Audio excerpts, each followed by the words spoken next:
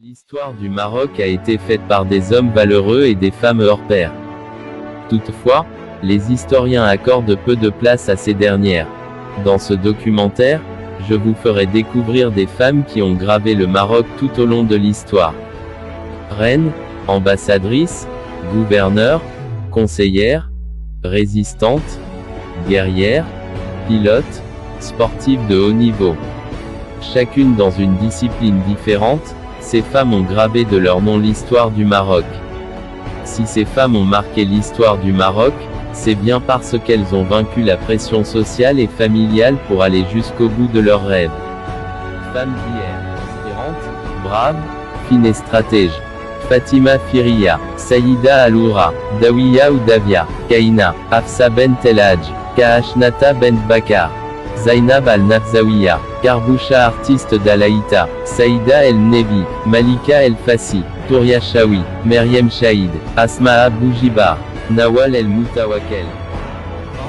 Nous n'oublions pas nos femmes, grandes figures engagées dans le mouvement national marocain et ayant joué un rôle crucial dans cette résistance ni nos héroïnes de la Marche verte en 1975.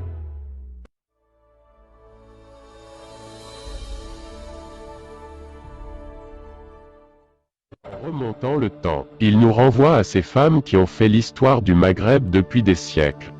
Le premier voyage de ce documentaire est tout à fait inattendu.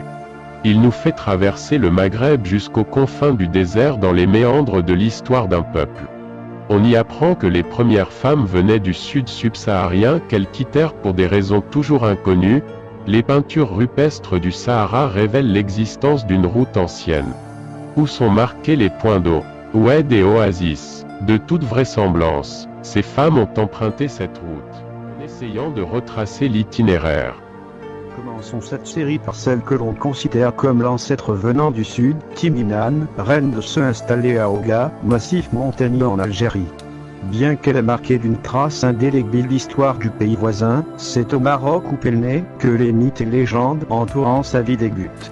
Timinan est arrivée à Tafilaleh, au Maroc, à dos de chameau, accompagnée de sa servante Ekana. Sa vie n'est que mystère et énigme pour les historiens. Les diverses péripéties n'ont été transmises qu'à travers la tradition orale. Bien des siècles plus tard, un mausolée royal a été découvert. Les Touaregs de la région le désignent sous le nom de tombeau de Timinan.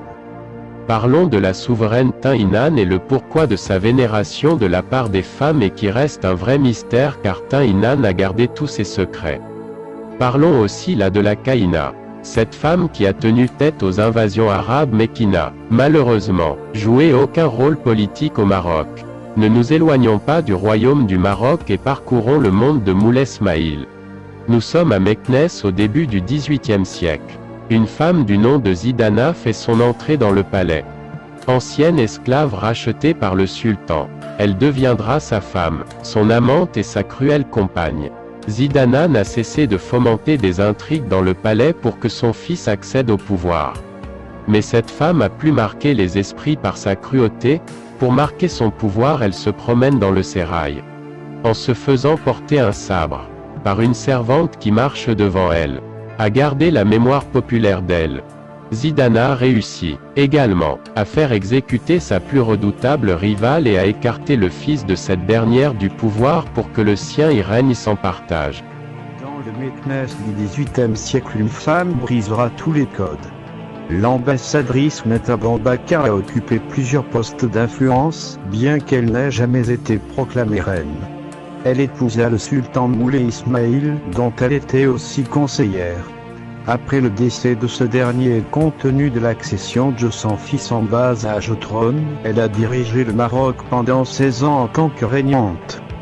Durant sa carrière de 66 ans, elle a géré avec succès de nombreuses crises qui auraient pu coûter au pays son intégrité politique et territoriale. La prochaine figure féminine à laquelle nous nous intéresserons est la Qaïda Shamsizi Vavia ayant dirigé durant des années sa tribu. Elle régnait sur Bani Nathan Azivava dans le Rif actuel. Fine stratège Shamsizi Vavia qui a gouverné durant la première partie du XIVe siècle a mené de longues batailles pour préserver les siens des convoitises. Si même de nos jours son pouvoir semble remarquable, à cette époque cela relevait de l'impossible. La Qaïda Shamsizi Vavi a fait partie des figures féminines passées qui ne peuvent qu'intriguer les historiens. Une autre figure légendaire, Sayyida al-Ra, était régente de Tétouan de 1515 à 1545. Autoritaire, elle était crainte par tous, faisant de Tétouan une véritable forteresse et étendant son pouvoir jusqu'en mer Rouge. Elle était également chef de pirates du nord-ouest de la Méditerranée. Mais ce n'est pas tout, Sayyida al-Ra, issue de mariage mixte, maîtrisant tout autant l'arabe que l'espagnol, son enfance ne fera que forger la légende qu'elle deviendra en étudiant auprès des meilleurs professeurs du pays. Elle a été initiée à la pratique de la politique alors qu'elle avait à peine 18 ans, après avoir épousé le sultan de Tétouan al-Mandari XI. Al-Ra menait la scène politique et la guerre contre les envahisseurs étrangers avec une dureté implacable.